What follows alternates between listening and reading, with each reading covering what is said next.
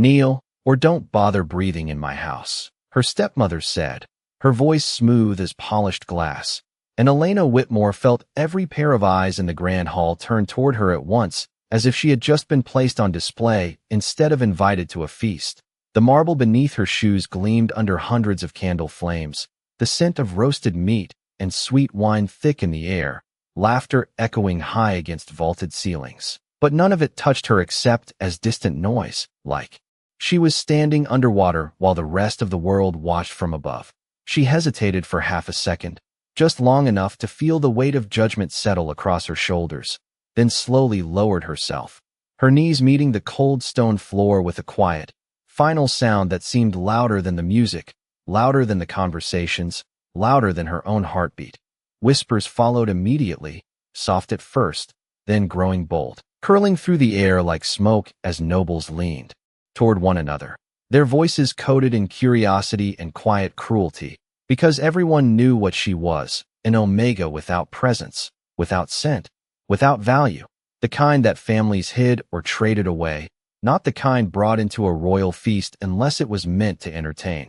Elena kept her gaze lowered, fingers resting lightly against her skirt, forcing her breathing to stay steady even as heat crept up her neck, because reacting would only make it worse, and she had learned long ago that silence was the safest place to exist.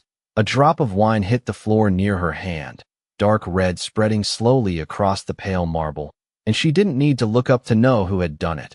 Her stepmother's presence was unmistakable, sharp and controlled, radiating satisfaction as she stepped closer, her heels clicking softly, deliberate, measured, every movement meant to be seen. "You will apologize," she said, not loudly, but clearly enough that those closest could hear and those farther away could sense the shift in tone, and Elena felt the room lean in, the way people did when they sensed something humiliating about to unfold. Her throat tightened, but when she spoke, her voice came out quieter. Then she intended, steady but soft. "I didn't do anything wrong." And for a moment, just a flicker, the noise around them dimmed as if the hall itself had paused to consider the audacity of it. Then came the soft chuckles, the dismissive smiles, the subtle shakes of heads, because of course she would say that. Of course the invisible girl would think she had the right to defend herself. Her stepmother's lips curved slightly, not in anger, but in something colder, more precise, and Elena understood then that this was never about an apology. It was about placement, about reminding everyone exactly where she belonged. "Then you will remain there," her stepmother replied, calm and final, "until you remember."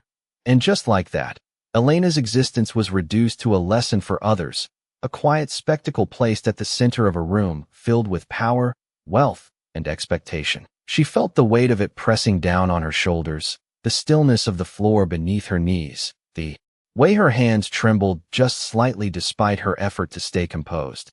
And somewhere deep inside, beneath the embarrassment and the exhaustion, a small, stubborn thought remained, quiet but unbroken, that she did not belong on the ground, no matter how many people chose to look down on her, no matter how many times she was told to stay there.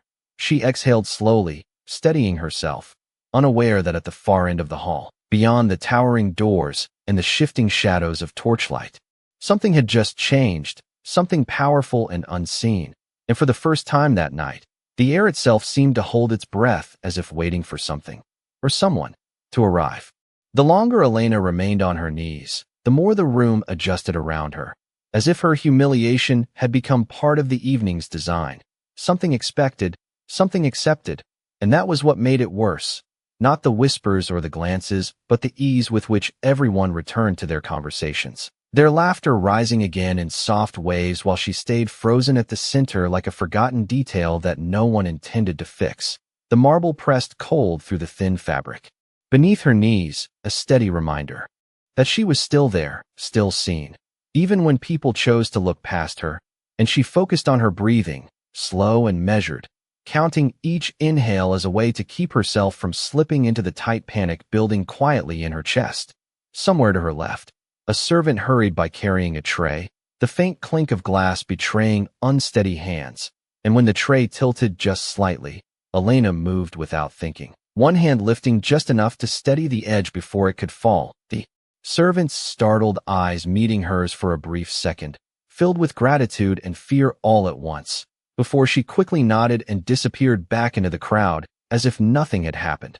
Elena lowered her hand again, returning it to her lap, her heart beating a little faster, not from the movement, but from the instinct that still lived inside her. The part of her that refused to ignore someone else's struggle even when she was struggling herself.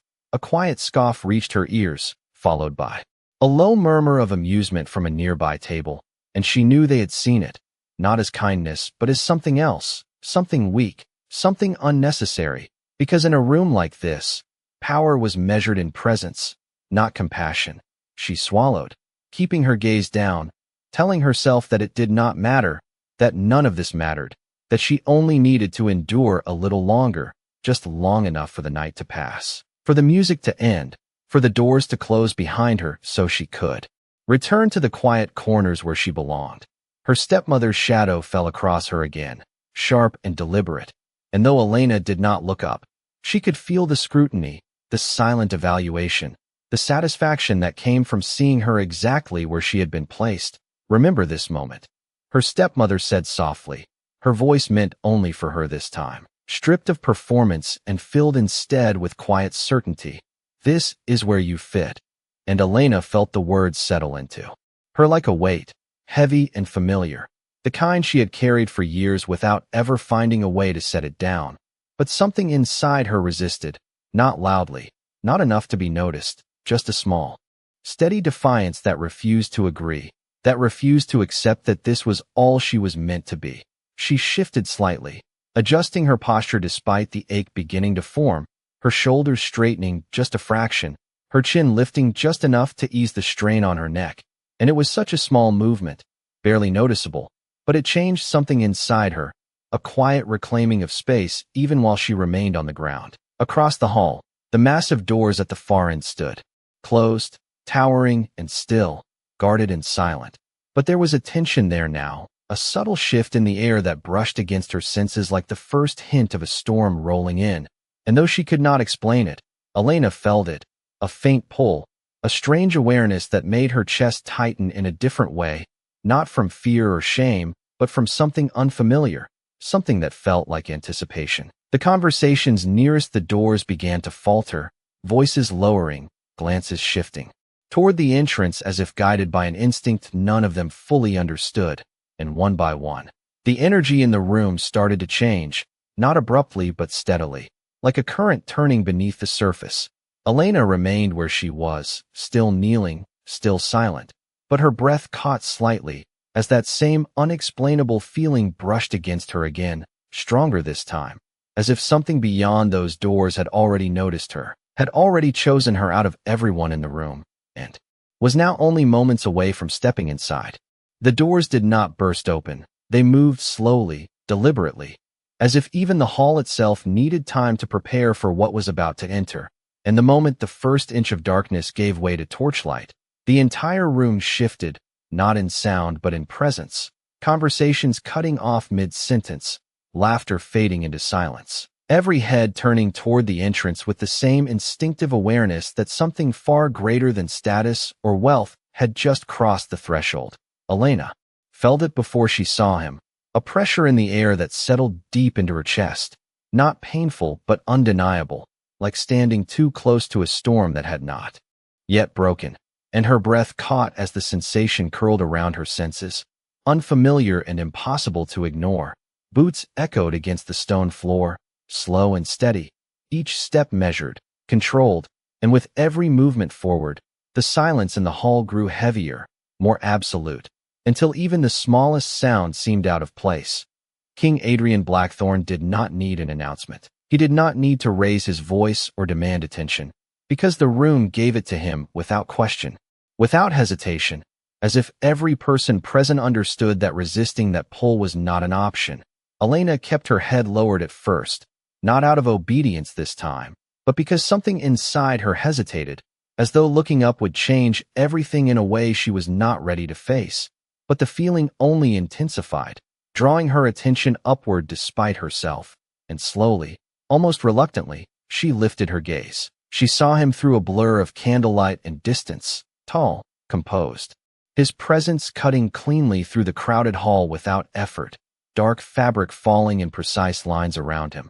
His expression unreadable, yet commanding in a way that silenced even the most arrogant among the nobles. And still, none of that was what held her attention. It was his stillness, the way he moved without rushing, yet somehow controlled the pace of everything around him. The way the air itself seemed to shift in response to his presence. And most of all, it was the moment his gaze lifted and met hers across the room. It was not dramatic, not sudden, not accompanied by any visible reaction.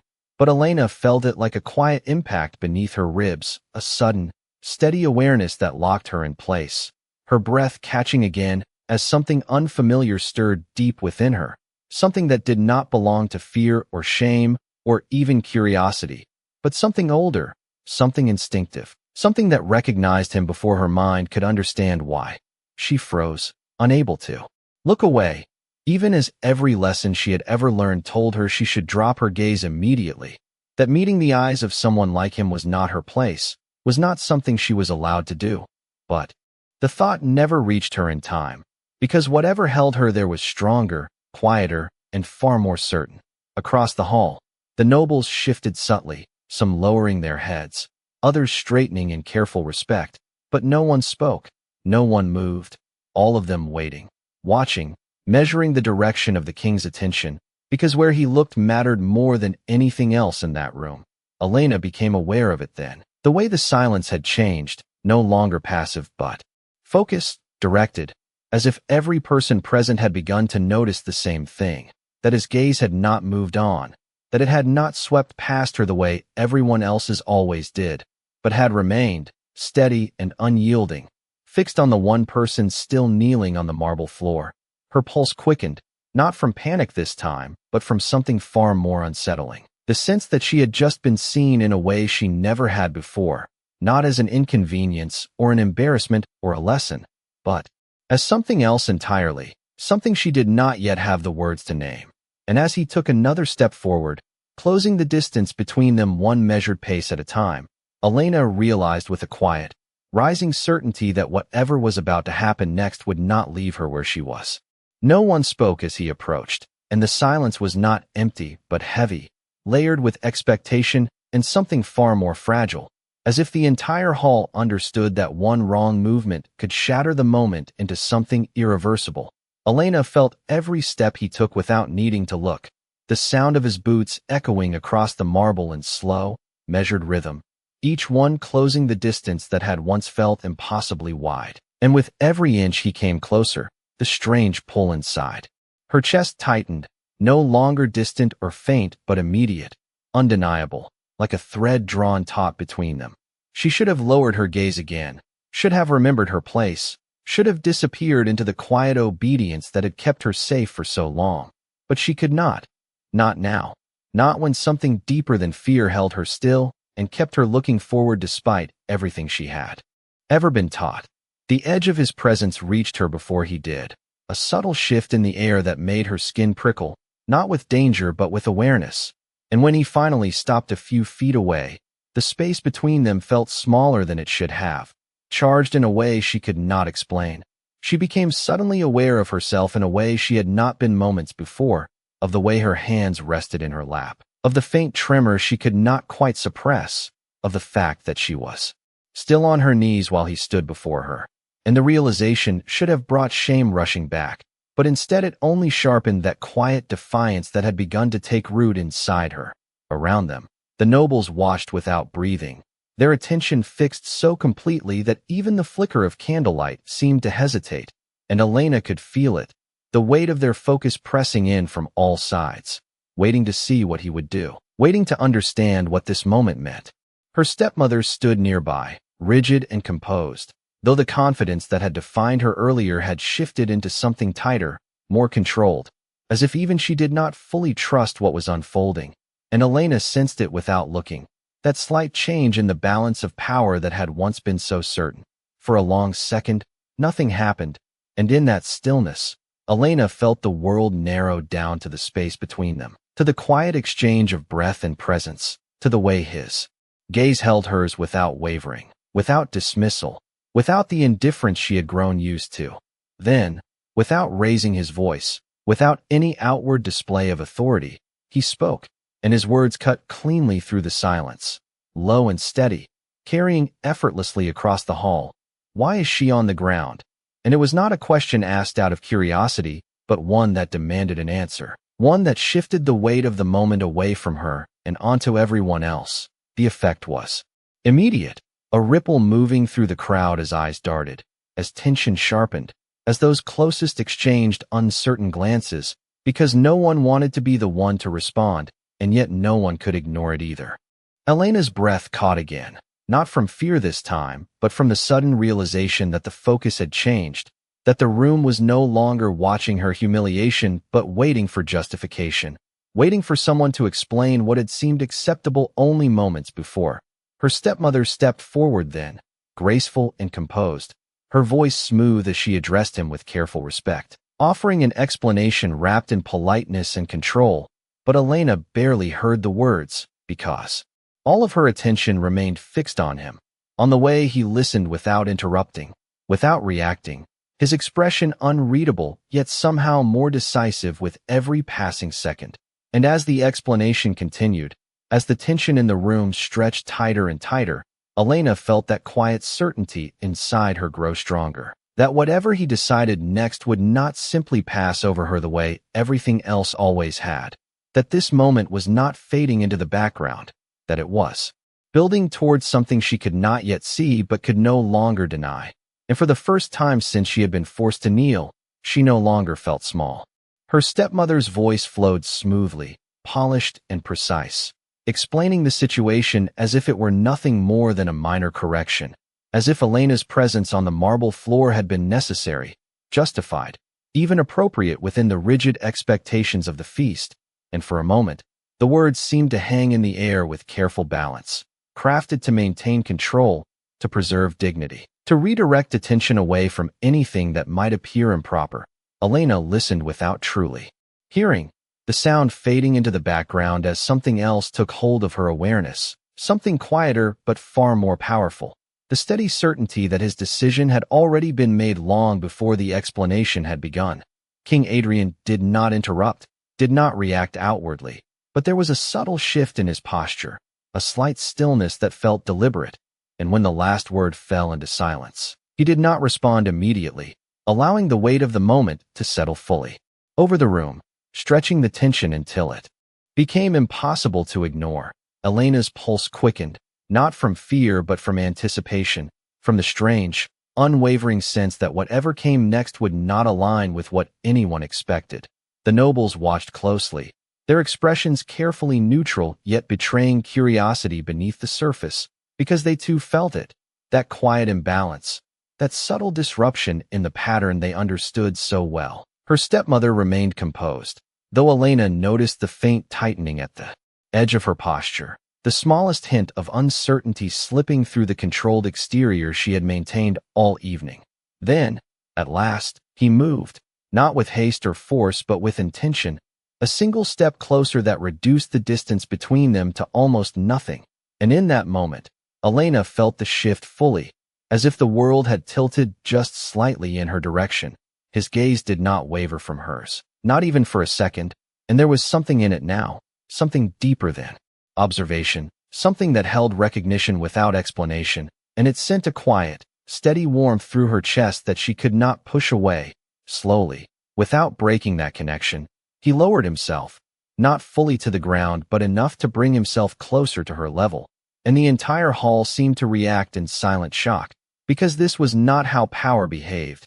This was not how a king addressed someone like her. Elena's breath caught, her thoughts scattering for a brief second as she tried to understand what she was seeing, what she was feeling, but the answer did not come in words. It came in the steady presence in front of her, in the calm certainty of his movement.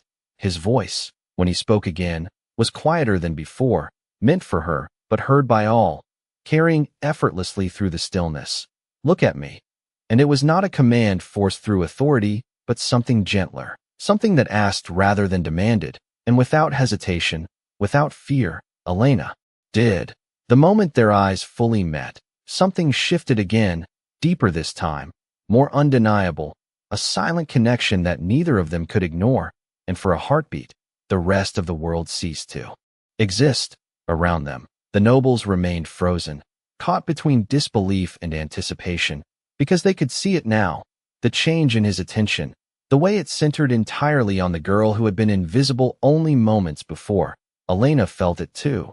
The way the weight she had carried began to loosen, not completely, not yet, but enough for her to realize that it had never truly belonged to her in the first place. And as he held her gaze, steady and unyielding, she understood with quiet clarity that whatever happened next would not be a return to what had been, that the moment had already crossed a line that could not be undone, and that for the first time in her life, someone was not looking through her, but directly at her, as if she mattered.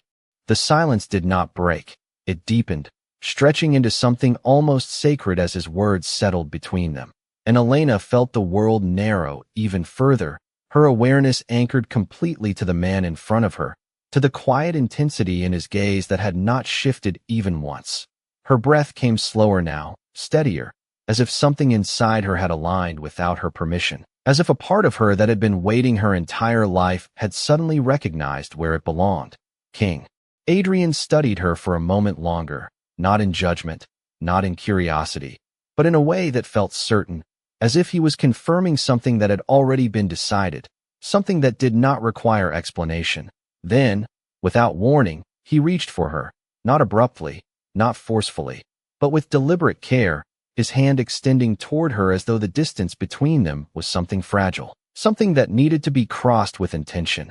Elena froze for a fraction of a second, not out of fear but from the sheer unfamiliarity of the gesture, because no one had ever reached for her like that before. No one had ever offered her anything in front of an audience like this.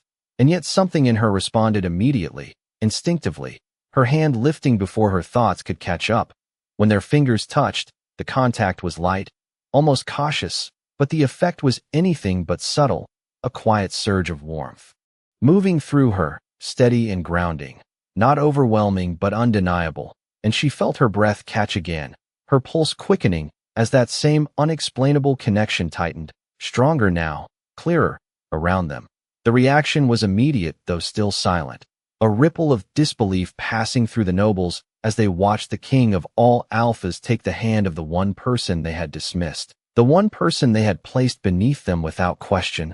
Elena barely noticed, her focus locked entirely on him, on the steadiness of his grip, on the calm assurance in his expression, and then, with a single, fluid motion, he drew her upward. The movement was effortless, controlled, and in an instant, the weight of the marble floor vanished beneath her, replaced by the unfamiliar sensation of standing at his level, of no longer being forced downward by expectation or command. Her knees ached faintly as she straightened, but she barely registered it, because the shift was far greater than physical. It was something deeper, something that resonated through her entire being as if a line had been crossed and could never be redrawn. The hall reacted then, not with noise, but with a collective intake of breath, the kind that spoke of shock, of something unfolding that no one had anticipated, because this was not a quiet correction, this was not a subtle gesture, this was a statement, clear and undeniable. Elena felt it in the way the air changed, in the way the attention of every person in the room shifted fully toward her, not with dismissal this time, but with something far more complicated, something edged with uncertainty. Her stepmother stood completely still, her composure held tightly in place, though the confidence that had once defined her presence had fractured into something far more brittle. Elena's hand remained in his, steady, grounded, and she realized then that she was no longer trying to disappear, no longer trying to make herself smaller. Because for the first time, she was not being asked to shrink, she was being brought forward. King Adrian did not release her immediately, his grip firm yet gentle, anchoring her in place as his gaze lifted from her to the rest of the room. And when he spoke again, his voice carried the same calm authority, but now it held something sharper beneath the surface, something that left no room for interpretation. She does not belong on the ground. And the words settled over the hall like a final truth, one that could not be questioned, one that redefined everything that had come before. Elena felt the meaning of it settle into her just as deeply, not as a command, but as a recognition, and as she stood there beside him, no longer hidden, no longer overlooked, she understood with quiet certainty that the moment had changed more than her position. It had changed how she would be seen, and more importantly, how she would see herself. No one dared to speak after that, not immediately, because his words did not leave space for debate. They settled into the hall with a quiet finality that shifted the balance of everything in the room, and Elena felt it in the way the air changed again, no longer tense with anticipation but heavy with realization, as if every person present had just been forced to reconsider something they had accepted without question moments before. Her hand remained in his, steady and grounding, and she became aware of it in a new way now, not as something uncertain, but as something intentional, something chosen, and that understanding sent a quiet warmth through her chest that she could not ignore. Across the room, subtle movements began to ripple through the nobles, heads lowering slightly, postures adjusting, not out of confusion anymore, but out of recognition, because the meaning of his action had become clear, not just to her, but to everyone watching. Elena could feel their attention shift again, no longer dismissive or amused, but cautious, measured, as if they were recalibrating how they saw her in real time. Her stepmother stood a few feet away, still composed, but the precision of her posture had tightened, her control no longer effortless but held together with careful restraint, and when she finally spoke, her voice carried the same polished tone as before, though something beneath it had changed, something sharper, more controlled. "Your Majesty, there has been a misunderstanding," she said, inclining her head slightly, her words carefully chosen, her expression respectful yet guarded. Elena felt the subtle tension return, not as overwhelming as before but present, lingering at the edges of the moment, and she realized that this was not over, that the shift in power had not erased the conflict but had brought it into clearer focus. King Adrian did not release her hand as he turned his attention toward the woman who had spoken, his expression unchanged, his presence as steady as it had been from the moment he entered, and when he responded, his voice remained calm, measured, carrying effortlessly through the hall. "Then explain it." And there was no edge of anger in his tone, no raised volume, only certainty, the kind that made it impossible to dismiss. Elena watched as her stepmother held his gaze, her composure intact, her explanation beginning again, refined and controlled, framing the situation in a way that preserved her authority, that justified her actions without openly challenging his. And Elena could see the effort behind it now, the careful balance between respect and self-preservation, the way every word was placed with intention. But as the explanation continued, Elena felt something shift within herself again, something subtle but undeniable, because for the first time, she was not shrinking under those words. She was not absorbing them as truth. She was standing beside someone who saw through them, someone who did not accept them at face value. The realization grounded her in a way she had never experienced before, steadying her posture, quieting the last remnants of doubt that had lingered in the back of her mind. Around them, the nobles remained silent, watching closely, their attention fixed on the exchange, because they understood that this was no longer about a simple moment of correction. This was about authority, about definition, about who held the right to decide where someone belonged. And as Elena stood there, no longer on the marble floor but beside the man who had lifted her from it, she felt that quiet certainty settle deeper within her, that whatever was being decided now would not return her to what she had been, that the line had already been crossed, and that the way the world saw her was beginning to change, one moment at a time. Her stepmother's explanation came to a close with practiced elegance, each word placed carefully to preserve dignity, to maintain the illusion of control, but the silence that followed did not return to her. It remained with him, and Elena felt it immediately, that quiet shift in ownership of the moment, as if the room itself had already chosen which voice carried weight. King Adrian did not respond right away, and that pause stretched just long enough to unravel the confidence beneath the polished words that had just been spoken, because in that stillness, it became clear that explanation alone was not enough. Elena stood beside him, her hand still held in his, and for the first time she noticed how steady she felt, how the uncertainty that had once defined her had faded into something quieter, something stronger, as if simply being seen had changed the way she stood, the way she breathed, the way she existed in the space around her. When he finally spoke, his voice was not louder, not harsher, but it carried a clarity that cut through every careful justification. "You speak of order," he said, his gaze resting calmly on her stepmother. "Yet you place it above dignity." And the words settled with a quiet finality that left no room for misinterpretation. A subtle shift moved through the nobles again, not as sharp as before, but deeper, more thoughtful, as if they were beginning to understand that this was not about a single act, but about something far more fundamental. Elena felt the weight of that realization too, not as pressure, but as grounding, as if the moment was anchoring her in a truth she had never been allowed to claim. Her stepmother held her composure. Though the edges of it had tightened further, her response measured, respectful, but no longer effortless. "Respect must be earned," she replied carefully, her tone steady though her words carried a quiet insistence. Elena felt the echo of that statement in her chest, a phrase she had heard in different forms her entire life, and for a brief moment, the old instinct returned, the urge to shrink, to accept, to remain silent. But it did not take hold the way it once had, because something in her had shifted too far to return. King Adrian's gaze did not waver, and when he answered, his voice remained calm, but there was something in it now that felt immovable. "Respect is not granted by rank alone," he said, each word precise. "And it is not taken from those who have done nothing to lose it." And the truth of it moved through the hall like a quiet current, reshaping the unspoken rules that had governed the room only moments before. Elena felt something loosen inside her at those words, not fully released, but enough to breathe differently, enough to realize that the weight she had carried had never been hers to hold. Around them, the nobles remained still, but their expressions had changed, subtle shifts in posture, in attention, in the way their eyes no longer passed over her but paused, considered, reassessed her. Stepmother fell silent then, not defeated, not broken, but momentarily without response. And in that silence, the balance tipped fully, no longer uncertain, no longer contested.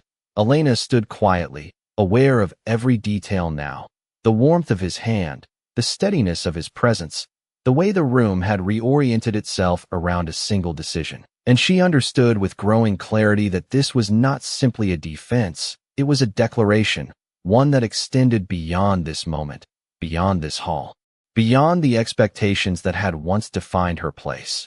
King Adrian finally shifted his gaze back to her, and in that simple movement, the tension in the room softened, not disappearing but transforming into something else, something that carried the weight of what had just been established, and Elena felt it settle into her fully, that quiet certainty that she was no longer invisible, no longer overlooked, and that whatever came next would build on the foundation that had just been laid in front of everyone.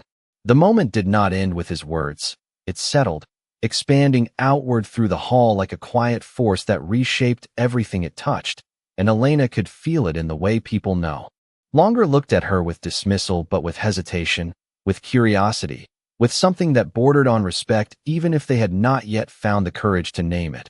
Her stepmother remained silent, her posture still controlled but no longer absolute, and that alone spoke louder than anything else, because the certainty that had once defined her authority had been interrupted in a way that could not be undone. Elena stood beside King Adrian, her hand still resting in his, and she became aware of the steadiness in her own body, the way her shoulders no longer curled inward, the way her breath moved freely, as if something inside her had finally been given permission to exist without apology. The hall slowly began to move again, not in noise at first, but in subtle shifts, nobles straightening, servants resuming their steps, conversations attempting to return though quieter now, more measured, because the memory of what had just happened lingered in every glance and every pause. King Adrian released her hand then, not abruptly, but with the same deliberate care he had shown from the beginning, and the absence of his touch did not leave her unsteady. It left her grounded, as if the strength he had offered had already settled into her own. He did not step away immediately, his presence remaining close, anchoring the space around her as his gaze moved once more across the room. And when he spoke again, his voice carried not as a challenge this time, but as a quiet conclusion. "This feast will continue," he said, calm and composed, with respect observed by all. And the meaning behind the words was unmistakable, not just an instruction but a standard that had just been set in front of everyone.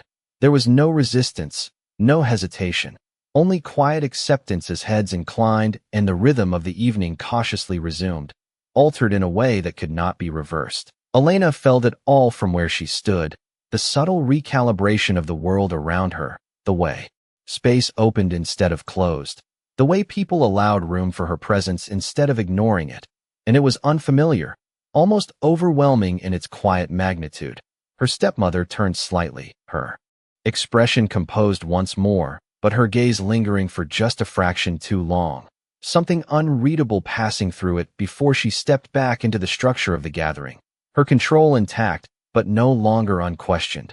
Elena watched her go, not with fear, not with resentment, but with a strange sense of distance, as if the version of herself that had once been defined by that authority had already begun to fade. When she turned back, King Adrian was already moving, his attention returning to the duties of the evening. Yet there was a brief moment, just a second, where his gaze met hers again, steady and certain, and in that look was something unspoken, something that reached beyond the hall, beyond the feast, beyond the expectations of everyone present. Elena felt it settle into her with quiet clarity, not as a question,